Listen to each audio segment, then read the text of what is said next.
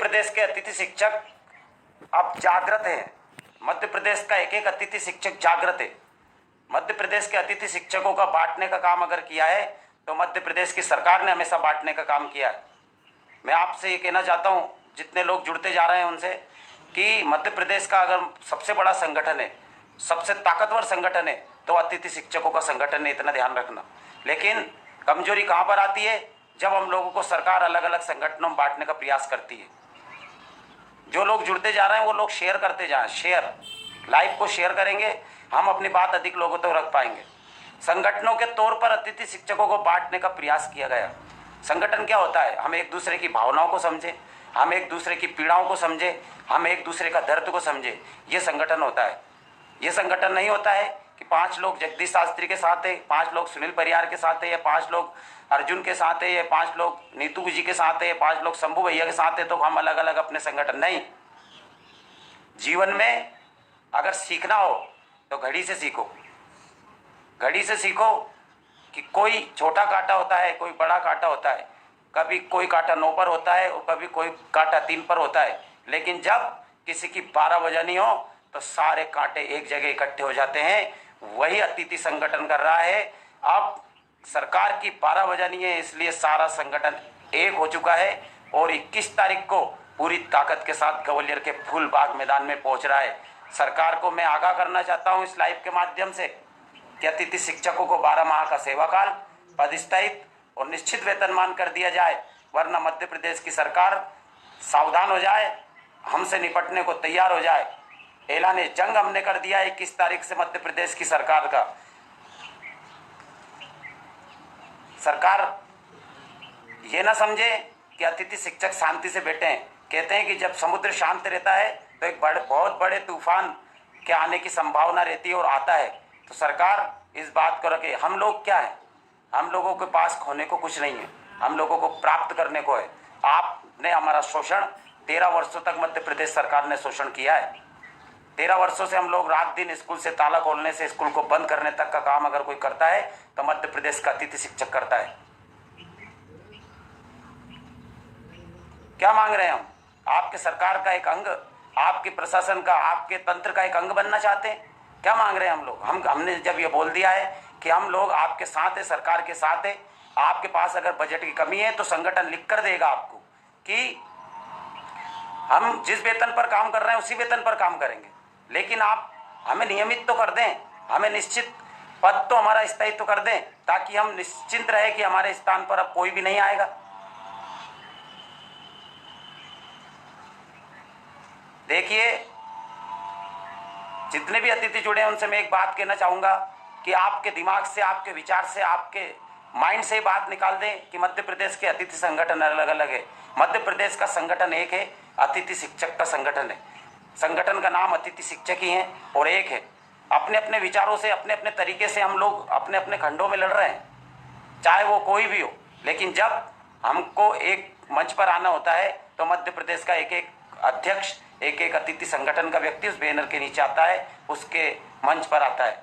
जितने लोग जुड़ गए शेयर करते जाएं लाइव को, तुरंत एकदम शेयर करें। जितने लोग नए जुड़ते जा रहे हैं सारे लोग लाइव को शेयर करें ताकि अधिक से अधिक लोगों तक बात पहुंच जाए। अब मैं आपसे ये कहना चाहता हूं कि जो आंदोलन है, हम व्यक्तियों का आंदोलन बनाते हैं, हम बनाते हैं।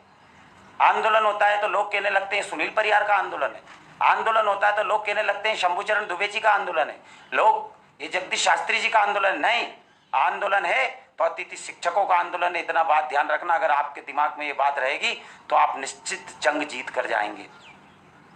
मैं आपसे फिर भी कह रहा हूं, अभी हमें सरकार से लड़ना है, हमें सरकार से टकराना है, हमारा हक लेना है। हम विनम्रता पूर्वक आग्रह कर रहे हैं और करते रहेंगे जब तक आचार संहिता नहीं लगेगी, जब तक सरकार का रुख हम देख रहे हैं। लेकिन हमारा अधिकार मांगना हमारा धर्म है, हमारा कर्तव्य है। और सरकार इस बात से सावधान रहे, मध्य प्रदेश के 70,000 अतिथि शिक्षक वर्तमान में कार्यरत है और संगठन में 1,60,000 अतिथि शिक्षक है।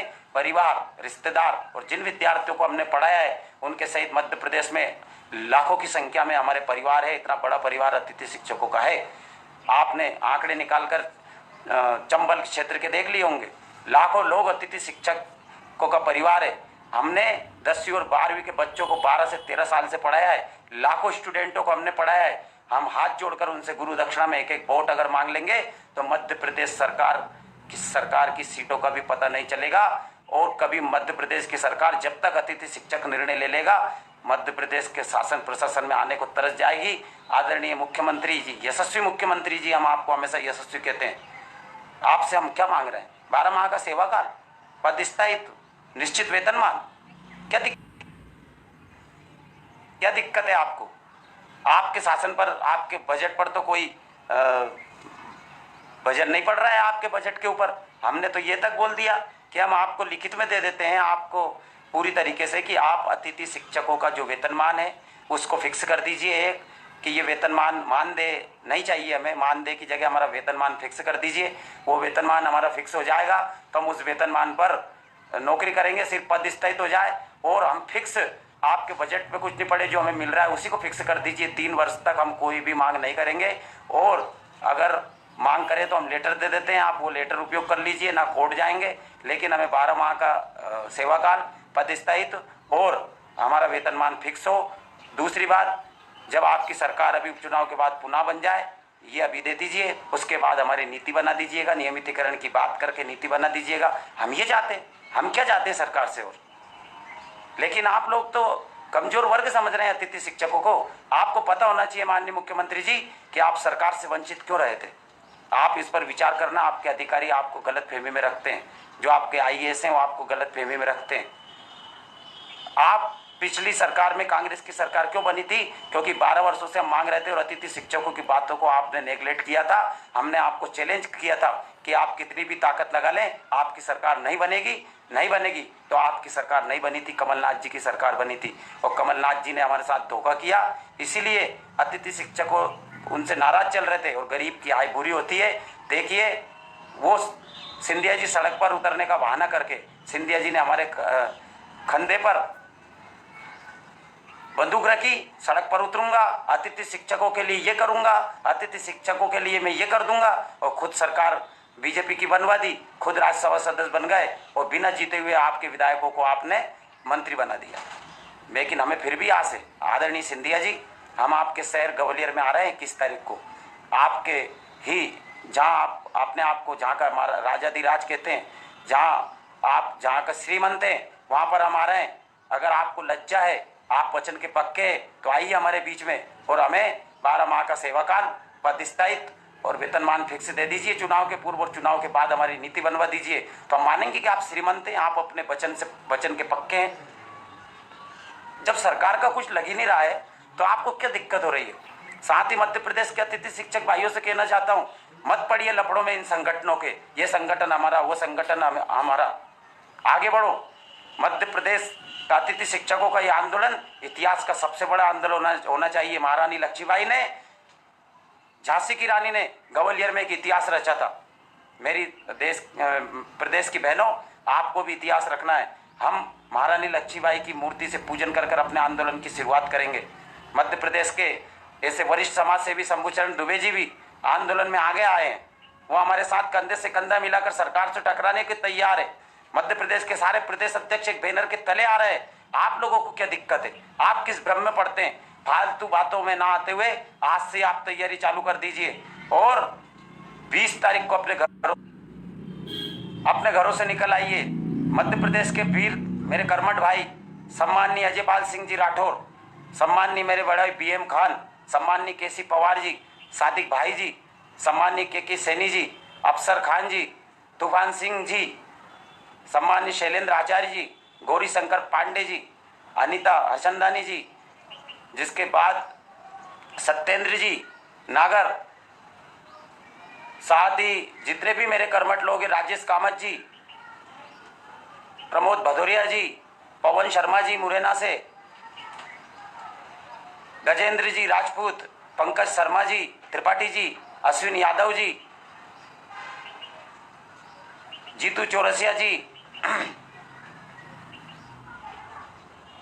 राजू मीणा जी, सुनील परिहार जी, पीडी खेरवार जी, जितने भी दिग्गज लोग हैं, सबसे आह्वान करता हूं, आइए। और आपने कितने प्रदर्शन की क्षमता है, आपने कितने सरकार को ललकारने की क्षमता है, ये ग्वालियर की धरती पर आके आप अतिथि शिक्षकों के बीच में बताइए। निश्चित मध्य प्रदेश के अतिथि शिक्षक निर्णय कर चुके हैं कि ग्वालियर 21 तारीख को अधिक से अधिक सैलाब के साथ आ रहा है। मैं कह रहा हूँ आप 3 दिन डट जाइए, और जो अतिथि शिक्षक इस बात से शंकित हो कि एक दिन का आंदोलन तो नहीं है, मैं उनको कहना चाहूँगा कि बिल्कुल एक दिन का आंदोलन नहीं है। यह आंदोलन कम से कम जब तक चलेगा जब तक मध्य प्रदेश का अतिथि शिक्षक वहाँ पर डटेगा।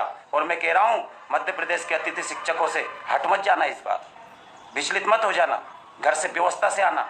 ऐसा मत आना कि आप लोग सुबह और शाम को निकल जाओ और हमसे उम्मीद करो कि हम वहाँ डटे रहें। जब तक आप हो जब तक हमें। इसलिए मैं कह रहा हूँ तैयारी से आइए, डटने के मूड से आइए, और निश्चित करके आइए कि या तो अपना नियमितीकरण या 12 माह का सेवाकाल, पदस्थायित वेतनमान लेकर उठेंगे, या फिर इस भाषण वाली सरकार, भूमि पूजन और बेवकूफ़ बनाने वाली सरकार को गिरा कर हटेंगे। संकल्प लेके हटेंगे कि हम अब उन विधानसभाओं में जाएंगे जहां पर इस सरकार के विधायक हैं और जो बिना चुनाव जीते मंत्री हैं, उनकी नींव को हिला देंगे, उनकी धरती को हिला देंगे, इस सरकार को गिरा देंगे। हम लोग गिराने का काम करेंगे, क्यों नहीं करें? आपने क्या दिया? बेवकूफ़ बनाने का काम करते हैं। देखिए हमारे पास विकल्प तैयार है। मध्य प्रदेश की सरकार को मैं आप इस लाइव के माध्यम से कहना चाहता हूँ कि हमारे पास विकल्प तैयार है। माननीय कमलनाथ जी ने हमें खुले मन से कह दिया है कि मेरे से गलती हुई है, उस गलती की मैं माफ़ी चाहता हूँ, मुझे 90 दिन के अंदर आप लोगों को कर देना चाहिए। चूंकि वो विपक्ष में है, अभी कर नहीं सकते, लेकिन उन्होंने कहा कि अगर मेरी सरकार बनती है तो मैं पहली कैबिनेट में अतिथि शिक्षकों का नियमितीकरण करूंगा। अगर वर्तमान सरकार आचार संहिता लगने से पहले और इस उपचुनाव के पहले 12 माह का सेवाकाल, पदस्थायित और वेतनमान फिक्स नहीं करती है तो हम विकल्प को चुनेंगे। हम कांग्रेस के साथ जाएंगे और मध्य प्रदेश की भाजपा की सरकार को उखाड़ने का काम करेंगे। ये तय कर लें आप। इसीलिए हम आगाह करने आ रहे हैं, ये आपके लिए ग्वालियर का उपचुनाव अंतिम अवसर है। हम ना बीजेपी के लोग हैं, ना हम कांग्रेस के लोग हैं, हम तो भूखे लोग हैं। मध्य प्रदेश के अतिथि शिक्षक जो 12-13 वर्षों से आप लोगों ने जिनका शोषण किया है, जिनका आपने उपयोग किया है, जिनको स्कूल की सारी व्यवस्थाएं हम लोगों के माध्यम से संभली है, आप लोग के पास आपको जानकारी 1,30,000 मध्य प्रदेश में शिक्षकों की रिक्त जगहें। हम नहीं कहते कि मध्य प्रदेश में जो उत्तीर्ण लोग हैं उन लोगों की भर्ती मत करो, करो। उत्तीर्ण लोगों की भर्ती करना भी जरूरी है, वो भी हमारे भाई है। लेकिन मध्य प्रदेश में हम लोगों की भर्ती हो जाएगी, उसके बाद भी और भी पद खाली रहेंगे, हम लोगों की भी करिए, लेकिन पहले हम लोगों की करिए। पहले अतिथि शिक्षक नियमित हो, बाद में शिक्षक भर्ती हो। क्यों? क्योंकि हमने आपके 13 वर्षों से शिक्षा व्यवस्था को संभाला है, परिणाम दिया है। क्या कमी है? जिला स्तर पर मेरिट के आधार पर हमारा चयन होता है। 12-13 वर्षों से हम लोग आपकी सेवाएं दे रही है। बार बार मुख्यमंत्री जी और अन्य पार्टियां अतिथि शिक्षकों का नाम लेकर चुनाव जीत जाती है। बड़े बड़े नेता अतिथि शिक्षकों के नाम पर राजनीति करने को आतुर होते हैं। मीडिया रात दिन मुद्दा उठा रही है मान, लेकिन मुख्यमंत्री जी को न जाने क्या हो गया कि अतिथि शिक्षकों के नाम पर वो है। मैं कह रहा हूँ मुख्यमंत्री जी, आपको अगर सरकार बनानी हो, आपको लाखों कार्यकर्ता एक साथ बने बनाए मिल जाएंगे अगर आपने अतिथि शिक्षकों के साथ न्याय कर दिया इस उपचुनाव के पहले। वरना मध्य प्रदेश कहते हैं, हमारा नारा ही यही है, प्रदेश पे वही राज करेगा जो अतिथि शिक्षकों की बात करेगा। मैं आपसे निवेदन कर रहा हूँ, आपसे प्रार्थना कर रहा हूँ माननीय मुख्यमंत्री जी, इस लाइव के माध्यम से अतिथि शिक्षक आपकी तरफ आशा भरी निगाहों से देख रहा है। पार्टी की सरकार को नहीं आने देंगे। ये ताकत आपको दिखानी पड़ेगी, ये ताकत, ये हौसला, ये जज्बा आपको दिखाना पड़ेगा। मैं आपसे कह रहा हूँ, आपका आह्वान कर रहा हूँ मध्य प्रदेश के अतिथि शिक्षकों, वरना उपचुनाव हो गए, वापस बीजेपी की सरकार आ गई और तो आप 5 साल के लिए भूल जाना। ये लोग की धारणा, इन लोगों की मानसिकता हमें करने की नहीं लग रही है। शिवराज जी से हमें लेना पड़ेगा। शिवराज जी मान जाओ बात, हम आपके हितैषी हैं, इसलिए बार बार आपसे कह रहे हैं। अतिथि शिक्षक क्या खोना हमारे पास? हम सड़कों पर उतर जाएंगे, क्या करोगे आप लोग? अतिथि शिक्षक वैसे आत्महत्या करके मर रही है, आप हमें गोली भी मारोगे, हम लोग पीछे नेटेंगे क्योंकि पेट की लड़ाई लड़ रहे हैं। हमारे माँ बाप की बुढ़िया तिया के हमारी तरफ देख रही है कि ये अतिथि शिक्षक है, इनको सरकार नियमित करेगी तो ये लोग हमें अच्छे से पाल पाएंगे। हम लोग हमारे घर वालों को बिस्किट का पैकेट नहीं ले पाते, हमारी अंदर की पीड़ा है, हमारी आग है, हमारा दिल रोता है। हमारी आई शिवराज जी आपको परेशान कर लेगी, नष्ट कर देगी आपके भविष्य को। अतिथि शिक्षकों की हाँ है, ये बहनों की हाँ है। मैं एक एक बहनों को आमंत्रण दे रहा हूँ, मध्य प्रदेश की एक बहन पूरी ताकत के साथ आंदोलन में आए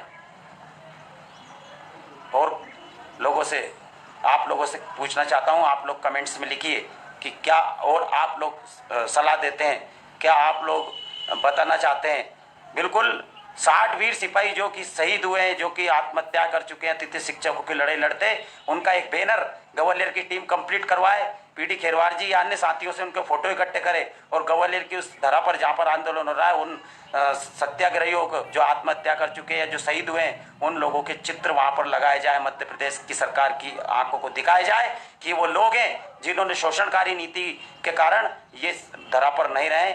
इनकी आत्महत्या या इनकी हत्या का आरोपी मध्य प्रदेश की सरकार है, जिन्होंने अभी तक हमारी बात नहीं मानी। दूसरी बात मैं सबसे कह रहा हूं, मध्य प्रदेश का एक एक अतिथि शिक्षक जितने लोग आ रहे हैं, अपनी टोपी बनाकर एक एक व्यक्ति आए, बिना टोपी के नहीं, सब टोपी लगाकर आए, अपने हाथ में अपने अपने बैनर लाए, अपनी अपनी तख्तियां बनाकर लाए, आंदोलन ये समझकर लाए कि आपके जीवन का ये अंतिम आंदोलन हो रहा है, आपके जीवन का ये बड़ा से बड़ा आंदोलन हो रहा है, इस तैयारी से आए। आप अपने साथ भोजन बनाकर लाए, कम से कम 2 दिन का ऐसा भोजन बनाकर लाए कि आपको भोजन भी नहीं। युद्ध लड़ने आ रहे हैं, हमारे देश के सैनिकों के लिए हम बड़ी बड़ी बातें करते हैं, वो 8-8 दिन बिना भोजन किए बिना पानी पिए हमारे लिए बॉर्डर पर लड़ते हैं। ये भी हम आर्थिक आज़ादी की लड़ाई लड़ने जा रहे हैं हमारे घर वालों के लिए। 2-2 दिन 3-3 दिन का भोजन सूखा इस प्रकार का तैयार करके लाए कि हमें होटलों पर नहीं खाना पड़े। अरे सरकार कोरोना का लेकर डर रही है, अरे भूखे मर जाएंगे हम कोरोना से पहले, तो कोरोना तो हमें बाद में होगा, इसलिए हमें लड़ना जरूरी है। लॉकडाउन के पेमेंट नहीं दिया, सरकार खा गई ना। सरकार दोगली नीति कर रही है, अतिथि विद्वानों को लॉकडाउन का मई जून जुलाई का पेमेंट देती है, अतिथि शिक्षकों को नहीं देती। जिस अतिथि शिक्षक के नाम पर आपने सरकार बनाई है, हम लोगों के नाम पर सरकार बनाई है, सिंधिया जी हमारे नाम को लेकर आए, उनके साथ आप धोखा कर रहे हैं। आपके साथ बहुत बड़ा धोखा होगा शिवराज सिंह जी चौहान साहब, आप अतिथि शिक्षकों का शोषण बंद कर दीजिए।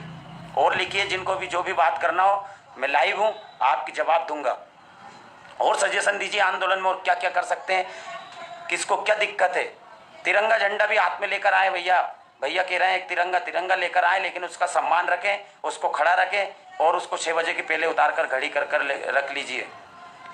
आदरणीय सुनील परियार जी एवं आदरणीय पीडी खेरवार जी को इस आंदोलन में सम्मिलित होना चाहिए। निश्चित होंगे भाई, कोई भी इस आंदोलन से वंचित नहीं रहेगा, सब लोग आएंगे, आप चिंता मत करिए।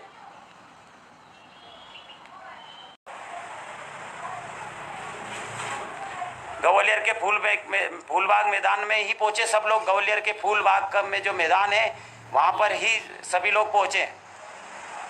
शंकर आकाड़िया झाबुआ से मैं भी आ रहा हूं, बहुत बढ़िया। गोवर्धन प्रसाद शर्मा जी सिरोंज लटेरी से 100 से ज्यादा लोग आ रहे हैं, बिल्कुल स्वागत है भैया। विनय शर्मा जी, शंभू भैया भी आ रहे हैं क्या? बिल्कुल आ रहे हैं शंभू भैया, कल पहुंच जाएंगे, प्रेस कॉन्फ्रेंस करेंगे। धन्यवाद जीतू भाई।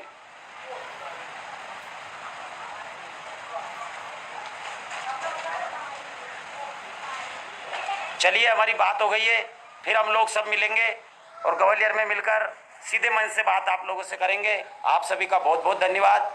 जो लोग